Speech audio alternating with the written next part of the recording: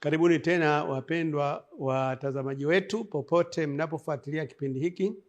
Hiki ni kipindi cha Biblia Yasema, kipindi ambacho hupokea maswali kutoka kwa watazamaji wetu nasi tunayatafutia majibu. Na leo tumepokea maswali mengi kadha wa kadha na ambayo tunaenda kuyatafutia ufumbuzi. Mimi ni mtumishi wako mchungaji Steven Leta. Niko na Esther Marekana ambaye anakwenda kutusomea swali la kwanza, lakini kabla hebu tuombe. Baba yetu mwema mbinguni, asante kwa fursa hii ambayo umetupatia. Tunakwenda kuyachambua maswali. Tunaomba Roho wako Mtakatifu atuongoze ili watazamaji wetu wakaweze kufaidika na wakaweze kufanya maamuzi yaliyo sahihi zaidi. Ndilo ombi letu katika jina la Yesu Kristo. Amina. Karibu kwa swali. Kuna tofauti gani kati ya Sabato ya Agano la Kale na Sabato inayoelezwa katika Agano Jipya? Okay. Huyu anataka kujua tofauti. Kuna Sabato ya Agano la Kale na Agano Jipya. Kuna tofauti wowote?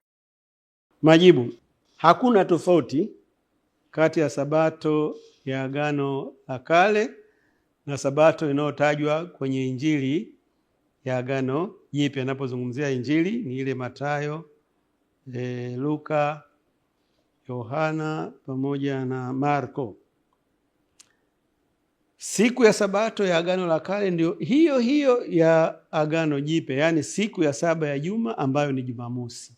Haijawahi kubadilika. Kama ni tofauti ya siku, hamna tofauti yoyote. Wayahudi au Waisraeli wanaposema Sabato wanamaanisha Jumamosi, na sisi tunaoishi wakati huu tunaosoma Injili tunapokutana na neno Sabato tunamaanisha Jumamosi vile vile. Haijawahi kuhama, haijawahi kubadilishwa, kwa sababu kawaida ni kwamba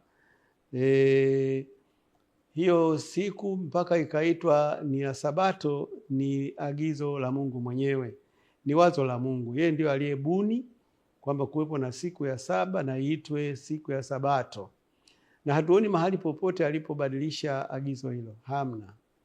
Na ni kawaida yake, akishatamka na jambo huwa halibadiliki. Umeshawahi kuona amri za Mungu zikibadilishwa? Yani kwa mfano alisema usiue, alafu baadaye akasema sasa mnaweza tu mkaua. Au usizini, akasema sasa nimewahurumia sana, basi muendeleeni kuzini. Hamna. Na Sabato hivyo hivyo. Kwa hiyo Sabato ya Agano la Kale na Agano Jipya iko sawa sawa kabisa. Waisraeli na Wayahudi hawajawahi kushika Sabato nje ya siku ya Jumamosi. Mgogoro wa Yesu na Wayahudi ulihusu mapokeo walioyaongeza kwenye Sabato na tafsiri potofu waliokuwa nayo kuhusu Sabato, na wala haikuhusu tofauti ya siku ya kuabudu. Yaani Yesu hakuwahi kugombana na Wayahudi hata kwa siku moja, kwamba nyie mbona mnasali siku ambayo mimi sijaagiza? Hii ni Sabato mmetoa wapi? Hapana, hiyo siku sio niliyosema mimi. Hawajawahi kutofautiana na Wayahudi. Miongoni mwa watu ambao wamekuwa msaada mkubwa wa kutunza kumbukumbu za Biblia ni Wayahudi. Hata ukienda leo, nenda leo Israeli, Ijumaa ikifika, jua likizama, kama utaona duka lolote lilofunguliwa, wale watu ni waaminifu sana kwa Sabato. Kwa hiyo Yesu hakugombana nao kabisa juu ya siku, ila namna ya kuitunza Sabato. Hapo ndio palikuwa na mgogoro mkubwa sana. Mathayo 12 fungu la kwanza hadi la pili nasema, wakati ule Yesu alipita katika mashamba siku ya Sabato, na wanafunzi wake wakaona njaa. Wakaanza kuvunja masuke, wakala.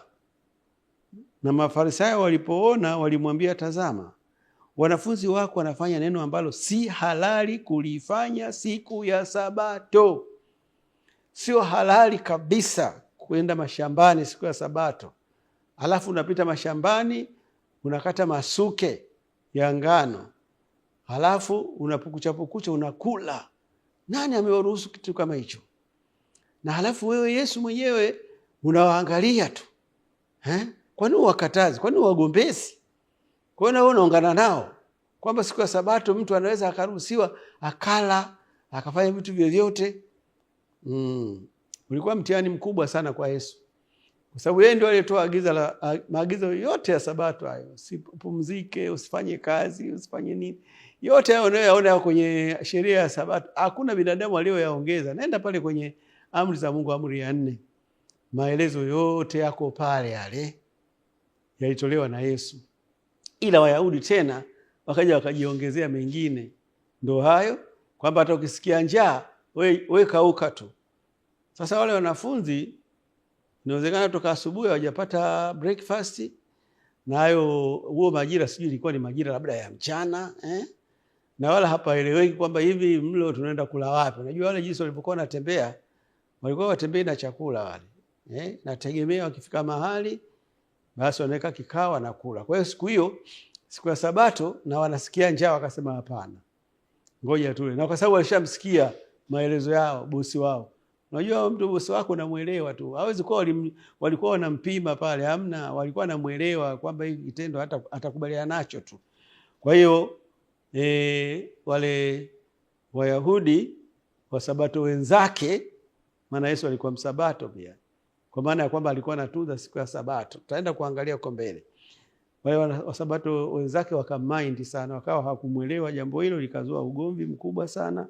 Kwa hiyo ugomvi wa Yesu na Wayahudi ulikuwa kwenye namna ya kuitunza Sabato. Mathayo 12 fungu la 5 hadi la 7, Biblia inasema, wala hamkusoma katika Torati kwamba siku ya Sabato makuhani hekaluni huinajisi Sabato wasipate hatia. Anatoa ufafanuzi sana, jitetea kwa nini yeye aliona wanafunzi wake wanafanya kile kitendo siku ya Sabato na ametulia tu, hakuwakemea. Lakini nawaambieni kwamba hapa yupo aliye mkuu kuliko hekalu. Lakini kama mngelijua maana yake maneno haya, anataka rehema wala si sadaka, msingeliwalaumu wasio na hatia. Kuna tukio jingine ambapo Yesu aliletewa mlemavu, na kwa hiyo alipomponya ikazua tena tafrani. Yaani vitu ambavyo ukitaka kugombana Wayahudi wakati ule, ama ule siku ya Sabato, ama unamponya mgonjwa siku ya Sabato. Ni kama vile leo kwenda Zanzibar wakati wa kufunga, wakati ule wa Ramadhani, alafu onekane huko barabara unajilea tu miwa, sijui mahindi unatafuna nini, unaenda hoteli. Kwanza hoteli zenyewe utazikuta zimefunguliwa. Unaona? Kwa hiyo ndio ilivyokuwa kwa Wayahudi, mtu yoyote kuonekana anafanya shughuli yoyote siku ya Sabato, hata kama una njaa, tulia, vumilia mpaka Sabato iishe. Sabato inawakilisha pumziko walipatalo wale walioahidiwa raha baada ya kusalimisha maisha yao kwa Kristo. Raha ile ile waipatayo kwa Yesu ndiyo ipatikanayo kwa kuitunza Sabato. Sabato ni uthibitisho kuwa wanaopumzika wameacha kusitegemea juhudi zao wenyewe ili kuokolewa. Sikiliza tena hiyo pointi. Sabato ni uthibitisho kuwa wanaopumzika wameacha kuzitegemea juhudi zao wenyewe ili kuokolewa.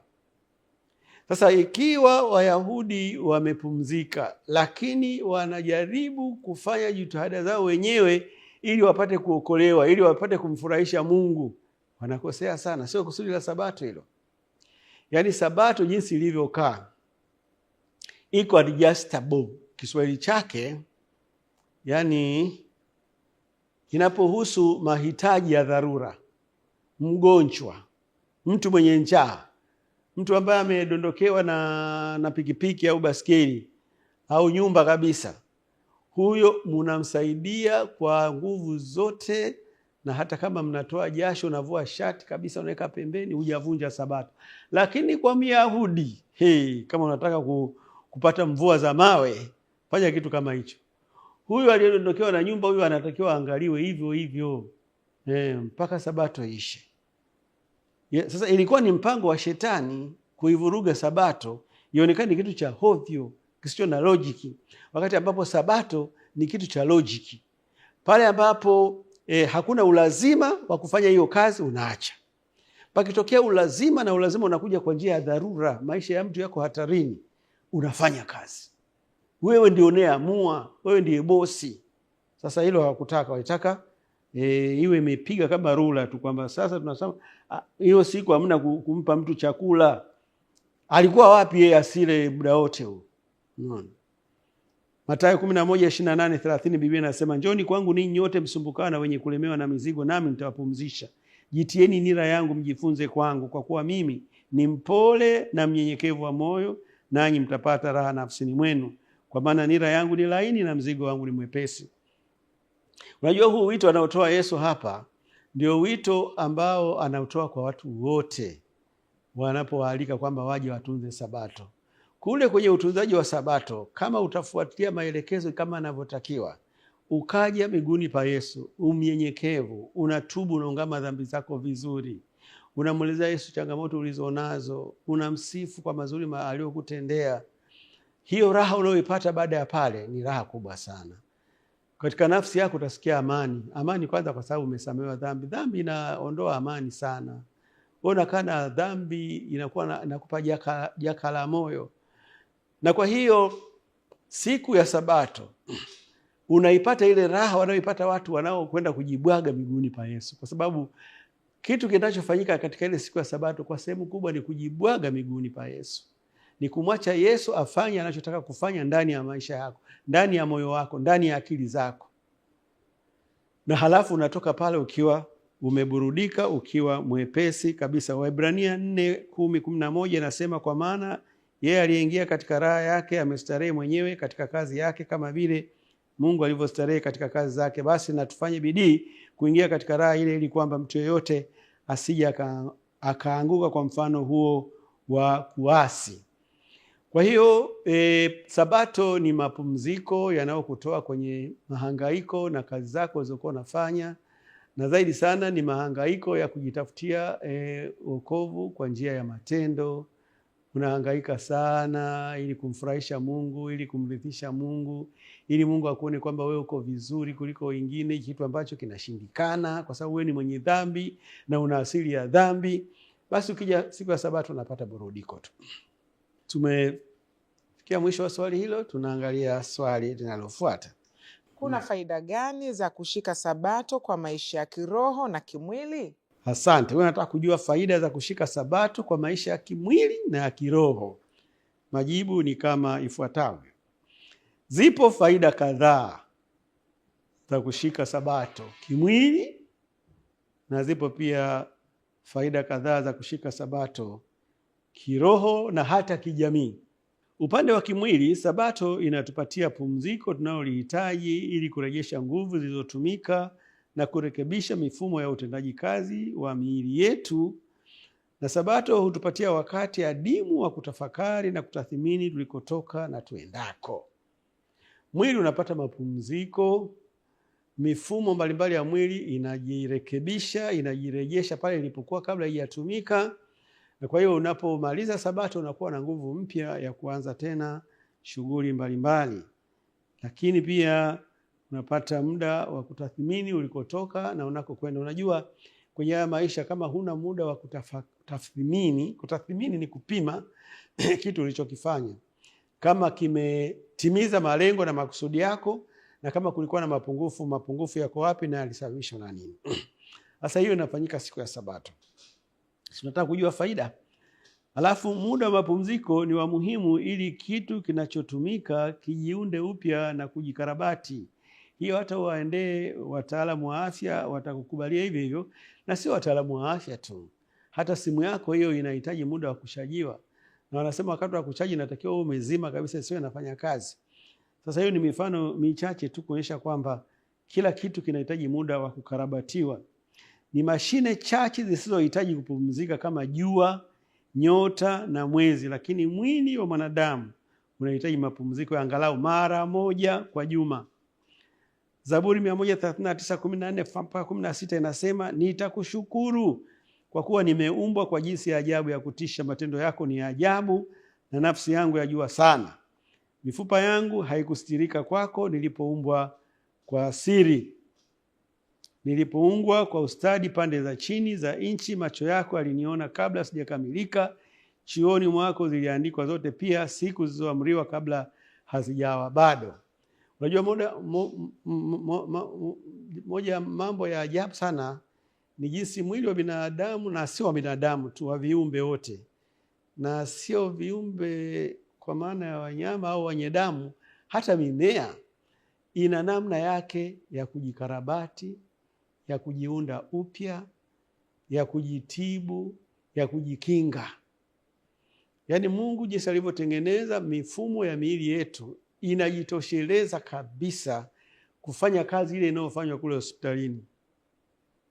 Bahati mbaya ni kwamba miili inaelemewa, na ndio maana tunahitaji kwenda kupata usaidizi wa madaktari. Lakini kama hii miili tungeitunza, na namna moja ya kuitunza ni kupa muda wa kupumzika. Muda wa kupumzika. Utafiti uliofanyika nchini Marekani umegundua kwamba Waadventista wa Sabato ni miongoni mwa watu wanaoishi maisha marefu zaidi kuliko wengine, na ikaja ikabainika kwamba sababu ni kwamba hawa watu wanakuwa na angalau siku moja ambayo wanapumzika, masaa 24 ya kupumzika kabisa totally, na hiyo inafanya mwili unajijenga, unajiimarisha, na ndio sababu inawafanya wanaishi maisha marefu zaidi. Kuna na sababu zingine, hawatumii pombe, hawatumii sigara na vitu kama hivyo. Na kwa hiyo hapa kwenye amri ya Sabato, kwa kweli miili yetu ingetoa shukrani kubwa sana kama ungekuwa umeanza kutunza Sabato. Yaani unakuwa na siku moja katika juma ambayo unapumzika kabisa, ili mwili ujijenge tena. Yeah. Katika Sabato inatupatia pia fursa ya kujumuika pamoja kifamilia na kijamii, tukibadilishana mawazo na kuhimizana. Mwili uliopumzishwa na masumbufu ya maisha na misongo ya mawazo ni kiwanda cha kuzalisha hali bora ya kiroho. Na sio hali bora ya kiroho tu, hata mwili uliopumzishwa vya kutosha inavyotakiwa, unazalisha kinga ya kutosha, immune system inakuwa bora. Kwa hiyo lakini tumeambiwa kwamba ni wakati wa kubadilishana mawazo, kuhimizana. Unapokuwa peke yako, changamoto unazozipata huna mtu wa kushare naye, hiyo ni hatari. Lakini unapokuwa umeenda kupumzika siku ya Sabato, mnashare mawazo, mnabadilishana mawazo, hiyo ni faida. Waebrania 10:25 Biblia inasema, wala tusiache kukusanyika pamoja kama ilivyo desturi ya wengine, bali tuonyane na kuzidi kufanya hivyo kwa kadri muonavyo siku ile kuwa inakaribia. Kwa hiyo ile mkusanyiko wa Sabato inatusaidia sana. Yaani ukiwa wewe peke yako huko uliko, baada ya muda tu utapoa. Wewe chukua mfano tu wa mkaa wa moto kabisa, umekolea kwenye jiko la mkaa pale. Ulichukue hilo jiko la mkaa hilo, hata kama likiwa kubwa kama kiganja chako hicho, halafu kaliweka peke yake mahali fulani, baada ya muda litapoa, litazima. Lakini kama lingebaki pale pale na mikaa mingine, lingeendelea kuwa la moto. Hii inatufundisha nini? Kwamba mikusanyiko ya watu inasaidia sana kukufanya wewe unabaki na joto kimwili, kiakili na kiroho. Ukibaki bila kwenda kanisani, ninaongea na mtu fulani hapa ambaye hajaenda kanisani bila hata sababu ya msingi, labda Sabato 4, labda mwezi mzima, labda mwaka mzima. Nataka nikwambie, ukiendelea na huo utaratibu utapoa na mwisho utarudi nyuma kabisa. Lakini kama utaamua Sabato ijayo unaenda kanisani, utaanza kupata joto. Faida ya pale ni hilo joto unalolipata kutoka kwa wenzako. Usiache kukusanyika pamoja, Biblia imetuambia. Ezekiel 20:12 nasema, tena aliwapa Sabato zangu ziwe ishara kati ya mimi na wao, wapate kujua kuwa mimi Bwana ndimi niwatakasaye. Kama kuna faida kubwa sana unayoipata kwa kwenda kupumzika siku ya Sabato na kwenda ibadani, ni kwamba hiyo siku Mungu ameahidi kuwatakasa wanadamu. Anatakasa vipi? Wewe huwezi kujua. Yesu ni Mungu na huo mwili ni wa kwako. Kile kitendo cha wewe kufika pale tu kanisani, kuna utakaso unaoendelea kupitia nyimbo, kupitia kwaya, kupitia maombi, unatakasika. Kwa hiyo nayo pia ni faida kubwa sana. Tumefika mwisho wa swali hilo, tunapokea swali jingine. Karibu. Asante Pastor. Muuliza swali anauliza, kwa nini Wasabato hampiki chakula Jumamosi? Hii ni kesi kubwa sana. Wasabato hawapiki chakula Jumamosi. Kwa nini? Nimekuelewa na nimekusanya maelezo, itakuwa marefu kidogo, lakini nitajaribu kwenda nayo kwa spidi ya kutosha. Jumamosi ni siku ya 7 ya juma ambayo Mungu aliagiza wanadamu wote pamoja na wewe kupumzika na kumfanyia ibada. Kazi ni moja tu iliyoruhusiwa, kupumzika na kufanya ibada. Agizo la kutopika chakula haliwahusu wa Sabato peke yao, bali linawahusu wanadamu wote. Wanadamu wote waliagizwa kutopika chakula siku ya Sabato pale ambapo hakuna ulazima wa kufanya hivyo. Mungu anapotoa hii sheria hatoi kwa Wasabato au Wayahudi au Waisraeli peke yake. Hapana. Hii sheria ya Sabato inawahusu wanadamu wote. Na hilo nimelizungumza tena na tena na tena na tena na tena. Kwa bahati mbaya, niite bahati mbaya, waliolipokea ni wachache. Ndio hao Waisraeli, ndio hao Wayahudi, ndio hao Wasabato, na hawakukosea kulipokea hilo agizo. Unawezaje kumpinga Mungu? Yaani Mungu anakuambia kitu wewe unabisha. Wewe unatoa wapi wewe ujasiri?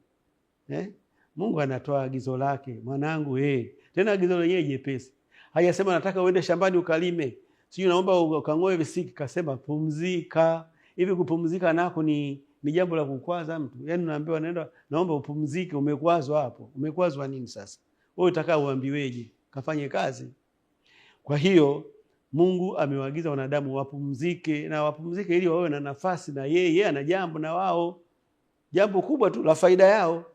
Kwa hiyo kule kukataliwa kupika, hawajakataliwa Sabato peke yao, wamekataliwa wanadamu wote. Na nimesema kwamba wamekataliwa kupika, nikaweka angalizo, isipokuwa pale inapokuwa lazima. Yaani pale inapokuwa lazima kupika kupo tu, siku ya Sabato unapika tena kwa raha zako kabisa, na nitafafanua. Lakini ulazima wa kupika chakula siku ya Sabato unapojitokeza, Waisraeli na wanadamu wote kwa ujumla waliruhusiwa kupika, kwa sababu uhai wa mwanadamu au wa viumbe wengine ni wa muhimu zaidi kuliko Sabato yenyewe. Sabato haikuletwa ili iwe mzigo kwa mwanadamu au iwe chanzo cha mateso. Nadhani imeeleweka hiyo. Pale inapokuwa lazima kupika kunafanyika, inapokuwa lazima. Maombolezo 3:33 Biblia inasema, maana moyo wake hapendi kuwatesa wanadamu wala kuwahuzunisha. Yaani usifikiri kwamba vile watu wanapokaa siku ya Sabato hawajapika, sijui mtu mwenye njaa kaja hapo anaambia chakula kimeshaisha na sasa haturuhusiwi kununua, ningeenda dukani kununulia unga hapo nikusongee ugali, au hata nikakununulia dagaa pale, lakini sasa haturuhusiwi kununua. Na yule mtu anabaki hapo anapiga miayo, anasubiri Sabato ishi, kwamba Mungu sasa hapo anasema yes, waipate. Mungu hafurahi kuwatesa wanadamu. Kwa hiyo siku ya Sabato sio siku ya mateso. Marko 2:27 akamwambia Sabato ilifanyika kwa ajili ya mwanadamu, sio mwanadamu kwa ajili ya Sabato. Sabato haiwezi kuwa bwana mkubwa kuliko mwanadamu. Unaona? Ni kama vile wengine wanachofanya, ukikuta vitabu viwili, kuna Biblia na kitabu kingine tu cha kawaida, wanaweka kile kitabu cha kawaida chini, Biblia inakuwa juu, kuonyesha kwamba wanaiheshimu Biblia. Sasa ukikuta vitu viwili, kuna mwanadamu alafu na Sabato, unadhani yupi anatakiwa akae juu? Kuonyesha kwamba yeye ni wa thamani kuliko mwingine. Ni mwanadamu. Haya ni maelezo ya Yesu mwenye kuitoa Sabato yake. Sasa akikufafanulia wewe unabisha wewe nani? Mathayo 12:12 nasema, je, mtu ni bora kuliko kondoo mara ngapi? Basi ni halali kutenda mema siku ya Sabato. Mwenye Sabato yake amesema, kama kuna jambo jema unahisi kwa vipimo vyako kwamba hili ni jema, huyu mtu anakufa, lazima nimsaidie. Unajua kuna wakati fulani walikuja wale wanaochukua damu salama, nadhani wanafahamika hivyo, nilipokuwa kwenye kanisa fulani. Na walikuja siku ya Jumamosi, na hiyo siku ilikuwa imepangwa kwa ajili ya utoaji wa damu. Wana programu hiyo vijana ya kuchangia damu, na wakaiweka siku hiyo ya Jumamosi. Pakawa na mahema mengi sana kwenye uwanja wa lile kanisa, na kulikuwa na speaker pia huko nje zinazowaita watu, mlioko kwenye hema fulani, hapo mmezidi sana, mje kwenye hema hili huku. Watu wanaendelea kutoa damu, na huko nje ndani watu wanaendelea kusoma lesoni. Ikafika mpaka wakati wa ibada. Sasa wakati wa ibada ulipokuwa unakaribia, nikafuatwa na kiongozi. Akaniambia, kiongozi, hiki tunachofanya tunavunja sabato leo. Nikamuuliza kwa nini? Akasema, wewe unaona hii vurugu kweli? Kuna mtu anazingatia sabato hapa? Yaani ule sabato ambayo tumeizoea leo haipo. Yaani kama ningejua kwamba pana vurugu hivi leo kanisani, ningeenda kusali kwenye kanisa jingine ambapo hamna vurugu kama hizi. Nikamwambia, kusaidia wenye shida ya damu, kwa nini unaita vurugu wewe? Akasema, si wanatakiwa waje siku nyingine. Nikajua huyu na wale Wayahudi wala hawatofautiani, tofauti ni ya rangi tu. Kwa hiyo hili swala linatakiwa ieleweke vizuri. Mwanadamu amekosa damu, akiendelea kukosa hiyo damu anakufa. Wasabato tumekuja mtusaidie damu, kuna mgonjwa kula anahitaji damu. Hiyo unahitaji sabato ishe? Unahitaji ujipange wewe? Unahitaji kwamba sasa itakuwaje na ibada? Hiyo ibada situlie isubiri? Au wewe uziji kujua kwamba hii kitendo cha kutoa damu hapa ni ibada kuliko hata ibada nyingine yoyote? Hiyo ndio maana ya sabato. Yaani amri ya sabato inatufundisha somo la haki kwa imani kwa kina sana. Ukiondoa tu somo la haki kwa imani linapotea. Mungu ametenga siku ya sabato kwa kusudi la kuendeleza na kuboresha mahusiano yake na wanadamu. Kule kwenye bustani ya Edeni alikuwa anafanya hivyo kila siku, na sasa baada ya dhambi kuingia anataka kufanya hilo angalau mara moja tu kwa juma.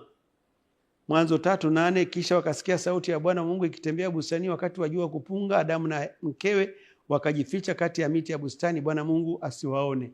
Kumbuka kwamba alikuwa na utaratibu wa kuwatembelea wale babu zetu na bibi zetu pale bustanini. Inaonekana ni utaratibu wa kila siku ulikuwa.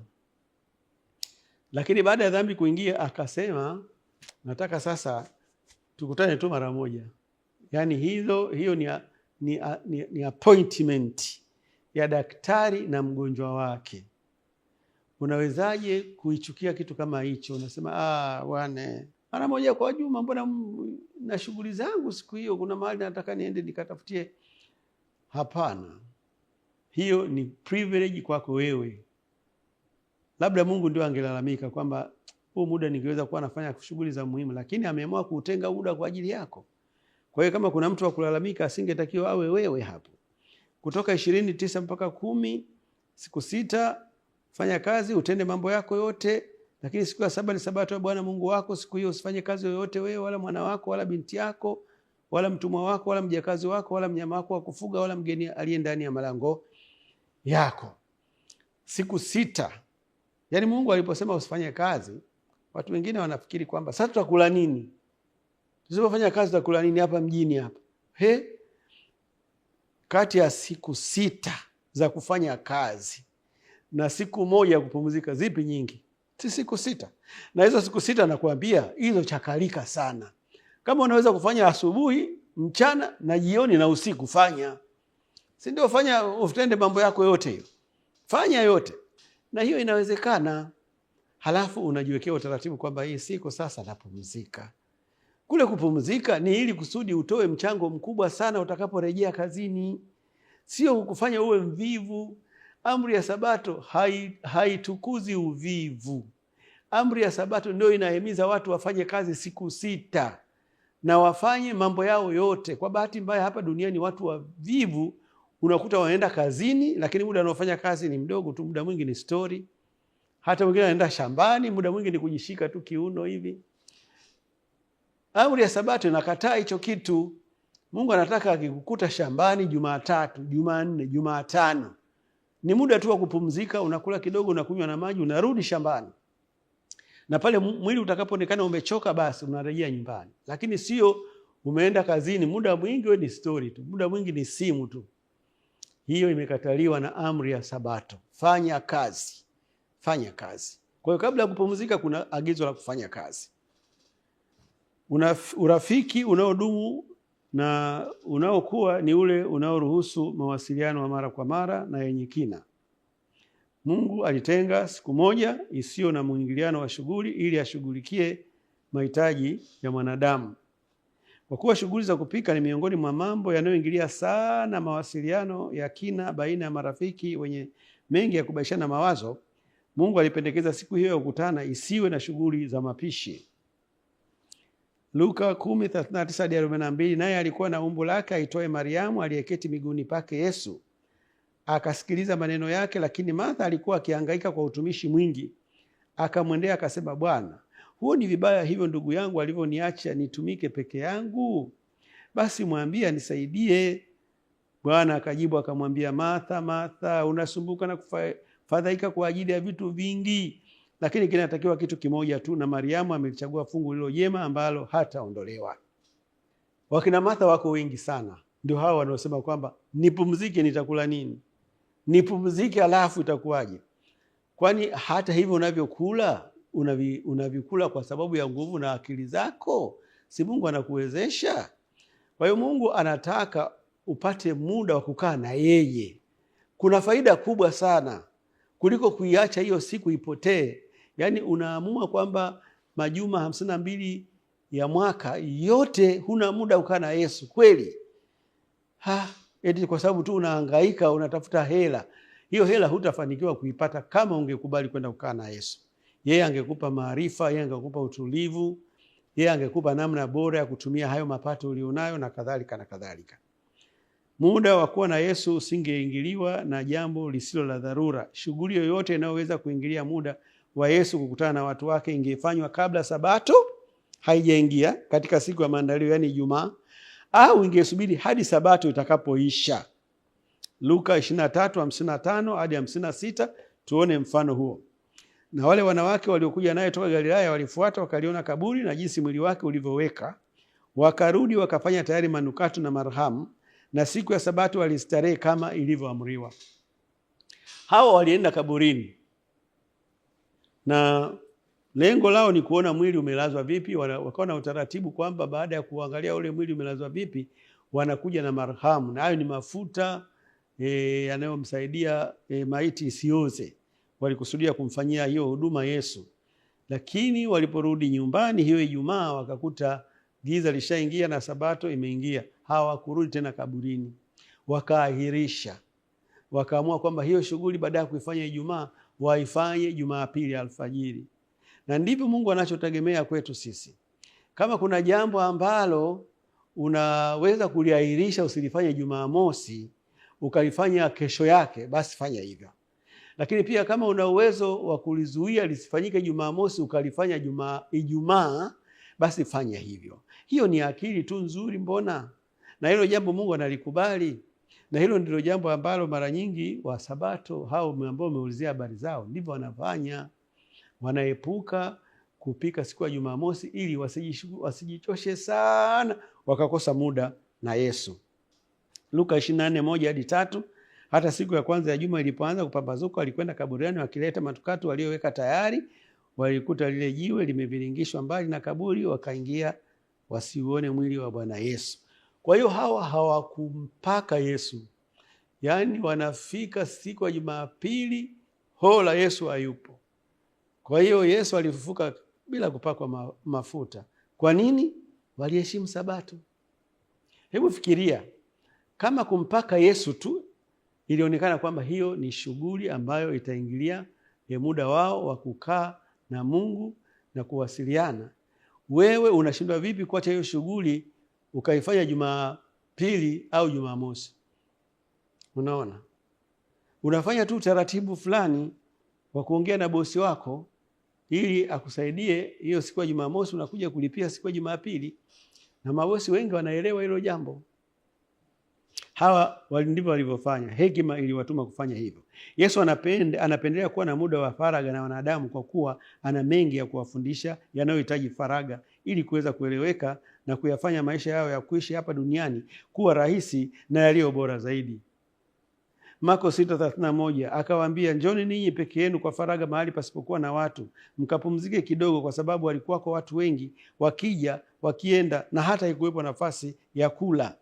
Hapa hawakuwa na nafasi ya kula mpaka Yesu akamwambia, niwaambie kitu, twendeni pembeni kidogo nje kwenye faragha. Wakaenda kwenye kamsitu fulani hapo wakatulia zao.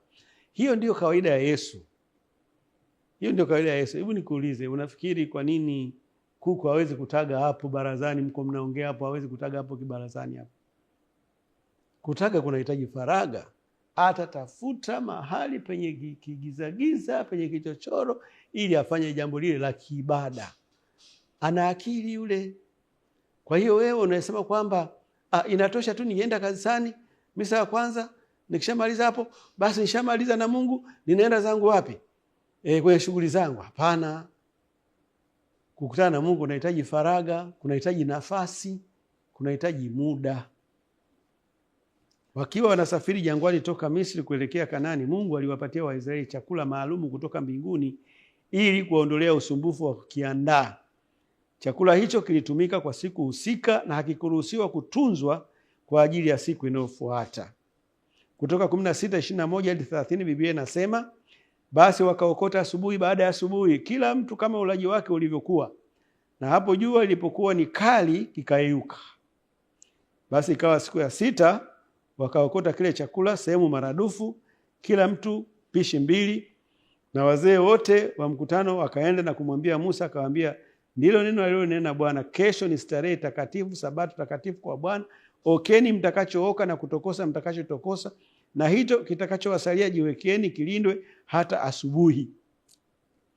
Basi wakakiweka hata asubuhi, kama Musa alivyoagiza, nacho hakikutoa uvundo wala kuingia mabuu. Musa akasema, haya, kuleni hiki leo, kwa kuwa leo ni sabato ya Bwana. Leo hamtakiona nje barani. Siku 6 mtaokota, lakini siku ya 7 ni sabato. Siku hiyo hakitapatikana. Ikawa siku ya 7 wengine wakatoka kwenda kukiokota wasikione.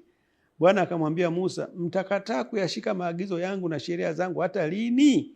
Angalieni, kwa kuwa Bwana amewapa ninyi hiyo sabato, kwa sababu hii huwapa siku ya 6 chakula siku 2, chakula cha siku 2.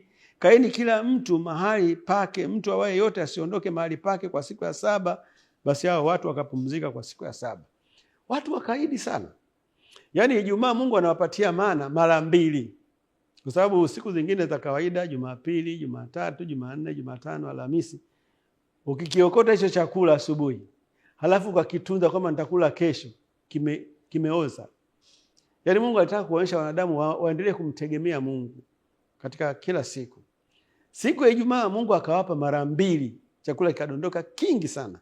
Akamwambia kuleni, alafu hicho kingine mtakibakiza, mtakula siku ya Jumamosi. Cha ajabu, siku ya Jumamosi kile chakula hakikutoa uvundo wala hakikuoza. Kikaliwa kiko fresh. Lakini tena cha ajabu, kuna watu wengine kwa sababu ya ukaidi, hiyo Jumamosi wakatoka kwenda kukitafuta kule ambako kinadondokea. Kwani walikiona?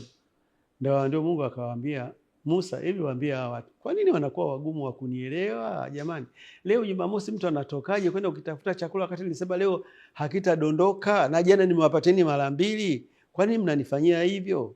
Kwa hiyo Mungu anasikia machungu mengi sana tunapozungumzia swala hili la sabato, ambalo wewe umelichukulia kiwepesi sana. Yaani umechukua kama ni jambo tu la hiari hivi, au linawahusu hao wa sabato. Sio. Huyo Mungu anayekupa pumzi ndiye anatoa hili agizo. Hili jambo lina umuhimu mkubwa sana. Mungu mwenyewe anajua ameweka siri gani kwenye hii siku. Wewe tulia hiyo siku, pumzika, msikilize Mungu anataka nini. Kwani kuna shida gani? Kwani ukihangaika sana ndio utaongeza nini? Fundisho la kuacha kufanya shughuli za kujichosha ili kupata muda na Yesu limekuwa kikwazo, si kwa watu wa kizazi hiki tu. Hata katika zama za Waisraeli ilimlazimu Mungu atoe adhabu kali watu wajiepushe kufanya kazi siku ya sabato. Kivipi? Hebu tusome Hesabu 15:32 hadi 36. Kisha wakati huo wana wa Israeli walipokuwako jangwani, wakamwona mtu mmoja akikusanya kuni siku ya sabato. Hao waliomwona akikusanya kuni wakamleta kwa Musa na Haruni na kwa mkutano wote, nao wakamweka kifungoni, maana ilikuwa haijasemwa atakalotendewa. Bwana akamwambia Musa, mtu huyo lazima atauawa. Mkutano wote watampiga kwa mawe huko nje ya marago. Basi mkutano wote wakampeleka nje ya marago, nao wakampiga kwa mawe akafa, kama Bwana alivyomwagiza Musa. Kutokana na agizo hilo, Waadventista wa Sabato wanajiepusha kupika siku ya Sabato ili kuhifadhi usikivu unaohitajika siku hiyo Mungu anapokutana nao. Hata hivyo, kupika hakuwezi kuepukika siku ya Sabato katika mazingira fulani. Mazingira gani? Chakula cha siku ya Sabato kinachoweza kuandaliwa Ijumaa na kuliwa Jumamosi kikiwa salama ni kama wali, kande, ndizi, mihogo, viazi, mikate, chapati, maandazi, matunda, sharubati, nyama, mboga za majani na mboga za jamii ya kunde. Hivi vinaandaliwa tu siku ya Ijumaa, na siku ya Sabato vinapashwa tu kidogo na vinatumika vizuri.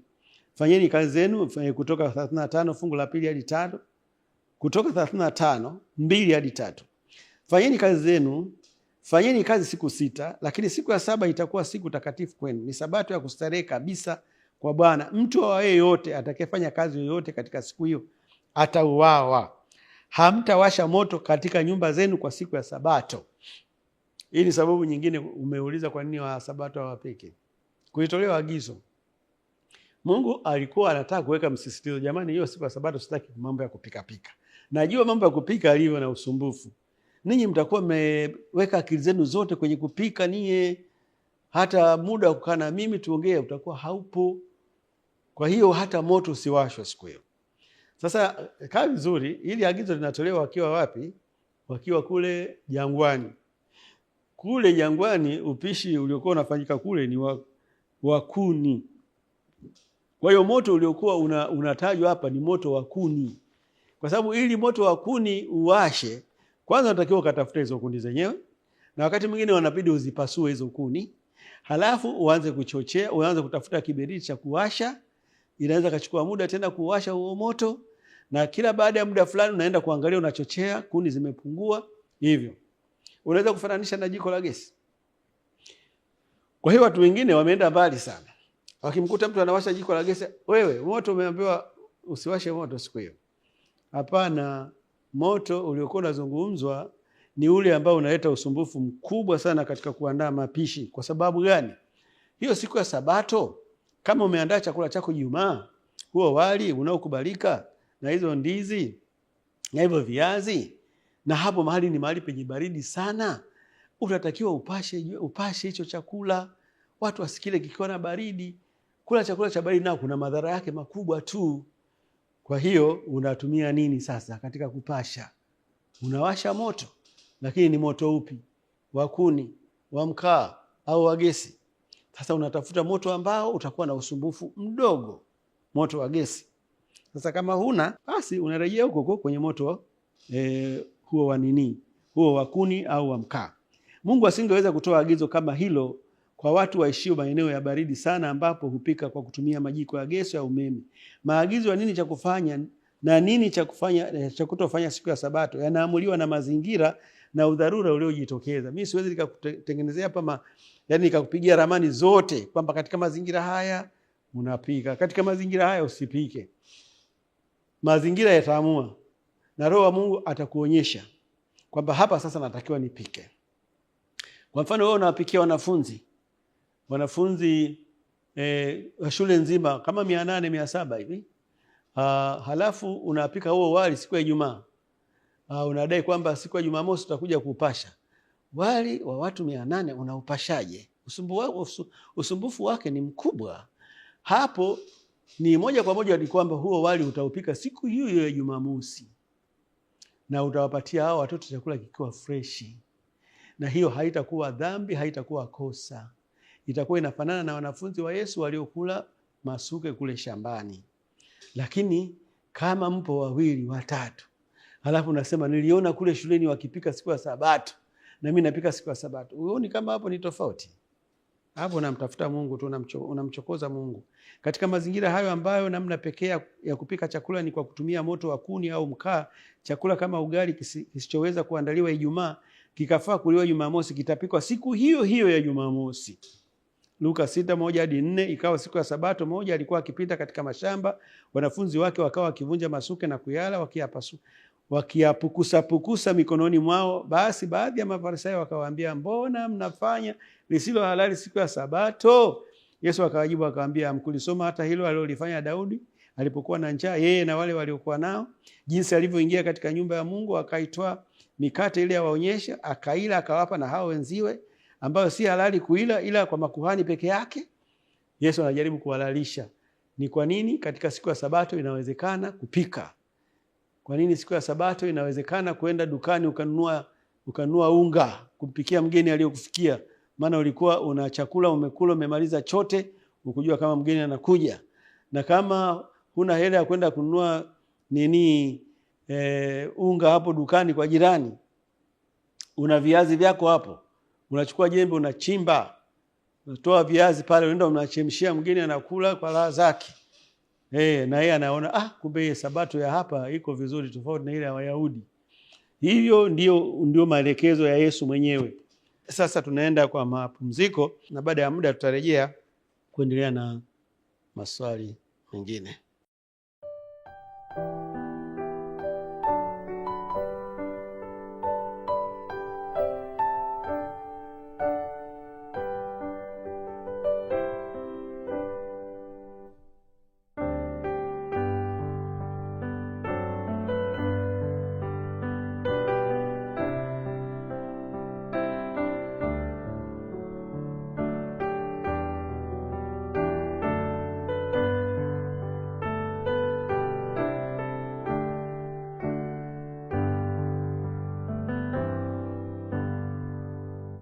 Karibuni tena. Baada ya mapumziko mafupi tumerejea na tunaangalia swali linalofuata. Karibu.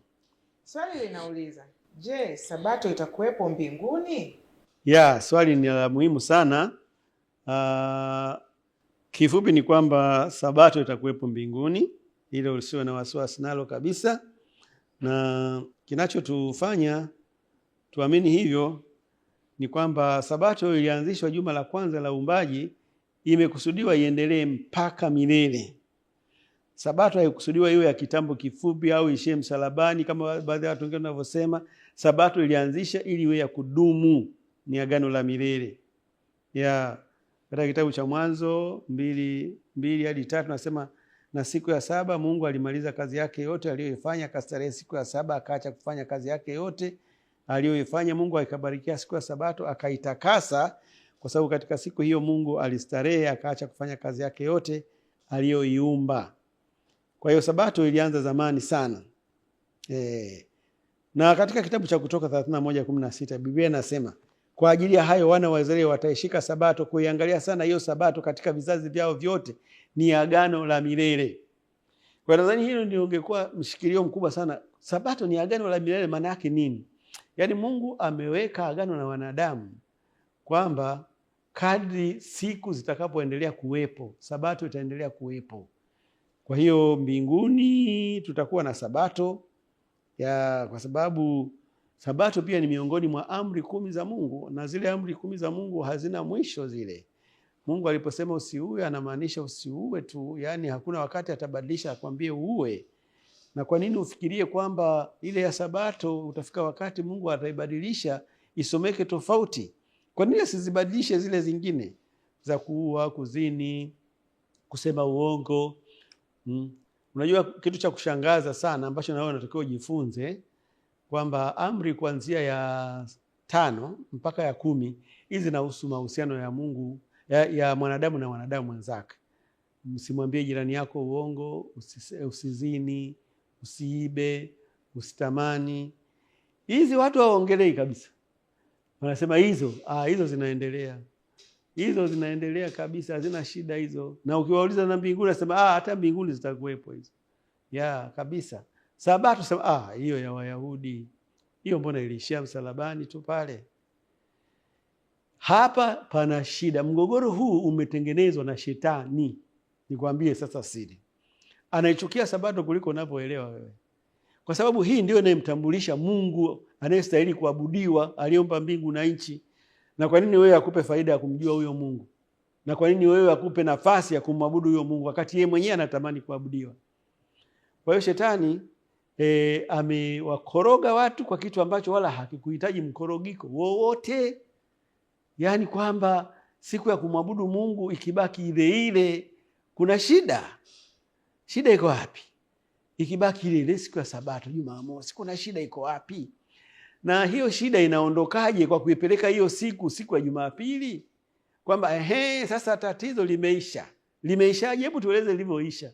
Kwamba kule kwenye siku ya Jumamosi kulikuwa na tatizo, na hilo tatizo sasa limeisha kwa kuileta Jumapili. Jamani, tufunguke akili. Ili jambo lahitaji kuwa na uwezo mkubwa sana wa kutafakari. Hapa kuna vita kati ya Mungu na Shetani. Yeye amejua kwamba hiyo siku wanadamu watakaponielewa, watakaponikubalia, waiache hiyo Sabato inayomtambulisha Mungu aliyewaumba na aliyeumba mbingu na nchi, na ambaye ndiye peke yake anayestahili kuabudia, wakaje kwenye siku nyingine nitakayoanzisha. Hiyo siku wakiabudu tu, mimi ndio naipokea. Mimi ndio napokea, kwa sababu Mungu mimi namjua, hawezi kuiacha Sabato yake pale, aje kwenye siku yangu huku aje apokee ibada za watu wake. Na ndivyo inavyotokea. Siku ya kwanza ya juma ambayo wanadamu wamechagua kumfanyia Mungu ibada, na siku nyingine yoyote ile ambayo wanadamu wenyewe wamechagua kumfanyia Mungu ibada, anayepokea hiyo ibada sio Mungu aliyeumba mbingu na nchi, ni huyo aliyewapatia akili ya kuanzisha hiyo siku. Na huyo sio mwingine, ni Shetani. Yeye huwa hataki kujitambulisha, kwa sababu akijitambulisha kwamba ndio yeye, wote mtampiga mawe. Anatumia hao mlionao waliobadilisha siku ya kuabudu kutoka Jumamosi kwenda Jumapili. Mbona walikuwa Wakristo tu? Hawakuwa Waislamu, hawakuwa wapagani. Wapagani walileta tu wazo. Hao Wakristo waliokuwepo ndani ndio wakaafikiana na hilo wazo, wakaiweka hiyo siku imeshika mpaka leo hii watu wanaiabudu. Lakini haitambuliwi kwa Mungu, haitambuliwi mbinguni. Kwa hiyo kule mbinguni inayotambulika ni Sabato. Isaya 24 fungu la 4 hadi la 6, dunia inaomboleza, inazimia, ulimwengu unadhoofika, unazimia, watu wakuu wa dunia wanadhoofika. Tena dunia imetiwa unajisi kwa watu wanaoikaa, kwa maana wameiasi sheria, wameibadili amri, wamelivunja agano la milele. Unafikiri agano la milele waliolivunja nipi? Si pale nyuma tumeambiwa Sabato ni agano la milele. Leo hii dunia unaiona iko hivi. Hii dunia itaenda ikiyumba hatua moja mpaka nyingine, mpaka itafika mahali itakolapsi kabisa, itasimama, haiwezi kuendelea, imekata moto. Sababu ni moja tu, watu wameziasi amri za Mungu, na hasa lile agano la milele ambayo ni Sabato. Mungu ana wivu nayo kubwa sana Sabato, na ndio maana huna sababu ya kujiuliza kwamba huko mbinguni itakuwepo. Kama aliyeanzisha yuko mbinguni, kwa nini iwepo duniani na huko mbinguni isiwepo? Mbinguni itakuwepo Sabato, na Biblia inatuambia katika kitabu cha Isaya 66:22 hadi 23, kama vile mbingu mpya na nchi mpya nitakazofanya zitakavyokaa mbele zangu, asema Bwana, ndivyo uzao wenu na jina lenu litakavyokaa. Na itakuwa mwezi mpya hata mwezi mpya, na Sabato hata Sabato. Wanadamu wote watakuja kuabudu mbele zangu, asema Bwana. Wanadamu watakaobahatika kwenda mbinguni, watakaobahatika kuwepo katika nchi mpya, kwa sababu awamu ya kwanza tunaenda mbinguni, tunakaa pale miaka 1000, Sabato itakuwepo. Halafu baada ya miaka 1000 ukaa mbinguni, tunarejea hapa duniani katika nchi ambayo itaumbwa upya kabisa. Tutakaa hapa milele na milele, na Mungu mwenyewe ataweka maskani yake hapa duniani. Sabato itakuwepo. Sasa una shaka gani? In fact, jambo moja itakayotokea kule mbinguni kwa watu wengi ni kufika mbinguni na kukuta siku inayoabudiwa pale ni siku ya Sabato, ambayo huku duniani waliikanyaga na walipuuza. Na kwa bahati mbaya hata kuwepo hata mtu mmoja atakayeruhusiwa kwenda mbinguni ambaye alikuwa anaikanyaga Sabato hapa duniani, kwa sababu kule ibada zote zinafanyika siku ya Sabato. Sasa wewe utakuwa unafanya ibada siku gani kule mbinguni? Hilo ndio jambo la wewe unatakiwa ulitafakari na kulifanyia maamuzi. Kwa hiyo kule mbinguni ibada zote ni siku ya Jumamosi, na wewe pia ungepaswa kuungana na viumbe walioko kule wanaomwabudu Mungu siku ya Jumamosi. Jumamosi ni siku ya Mungu. Usione hivi inafanywa ndio siku ya starehe, siku ya mipira, siku hata ndondi zote zinaweka Jumamosi, watu wanapigana huko. Ni ukaidi tu wa wanadamu, ni upotofu wao. Hii siku inatakiwa kila mahali duniani inapokaribia tu watu wote wanakaa pembeni, wanampa Mungu nafasi yake, wanamwabudu, wanamtii. Shetani angeaibika sana. Na ndio maana unaikuta katika kitabu cha Ufunuo 12 fungu la 17 nasema joka akamkasirikia yule mwanamke, yani kanisa, akaenda afanye vita nalo wale wanaozitunza amri za Mungu na kuwa na imani ya Yesu. Katika amri za Mungu pale anayoichukia kuliko zote ni Sabato. Na ndio maana hata Wasabato katika baadhi ya maeneo wanachukiwa sana. Na hata muuliza swali wewe pia hapa, kuna baadhi ya waliouliza swali kwamba kwa nini Wasabato hawapiki. Ni kama vile wanaona washamba fulani hivi waliochelewa sana, hawapewi majina mazuri, hawaonekani kama ni watu wanatumia akili sawa sawa. Lakini nataka nikuambie, hakuna akili zenye akili kama ile akili inayomtambua Mungu aliyeumba mbingu na nchi na aliyeagiza wanadamu wapumzike siku ya Sabato. Na wewe ukichagua kumwabudu huyo Mungu utakuwa umefanya jambo la maana sana. Tumefika mwisho wa kipindi chetu cha leo. Nikushukuru wewe ambaye umekuwa pamoja nasi tangu mwanzo. Naamini umefaidika pakubwa sana katika majibu yaliyotolewa. Sasa fanya uamuzi wa kumchagua Yesu na ufanye uamuzi wa kuitunza Sabato. Na wakati ninapokwenda kuomba, kama unatamani kuanza kuitunza Sabato, utainua mkono wako ili kumwonyesha Mungu wa mbinguni kwamba umeelewa somo na upo tayari kuanza kutunza Sabato, ili mbinguni unapoenda usije ukaonekana kituko kwa kutoielewa Sabato inayotunzwa kule mbinguni. Tuombe. Baba yetu mwema mbinguni, nakushukuru kwa ajili ya fundisho la siku hii ya leo. Asante kwa mtazamaji ambaye amekuwa pamoja nasi katika kipindi hiki. Umsaidie kwa yale aliyoyapata, yakamsaidie kufanya uamuzi wa kuokolewa yeye na jamaa zake. Msaidie kumwonyesha kwamba Sabato ni ya kwako, imetoka kwako na unaithamini. Ni bahati mbaya tu katika huu ulimwengu hii Sabato haipati heshima inayostahili. Lakini hii ni nafasi kwa huyu mpendwa ambaye anatamani kwenda kuitunza Sabato. Umsaidie aanze kufanya hilo zoezi. Na atakapofanya jambo hilo la maana, ukambariki sana. Na watu wote wakatambue kwamba huyu anabarikiwa kwa sababu amemchagua Mungu na amechagua kuitunza Sabato. Ndilo ombi letu katika jina la Yesu Kristo. Amina.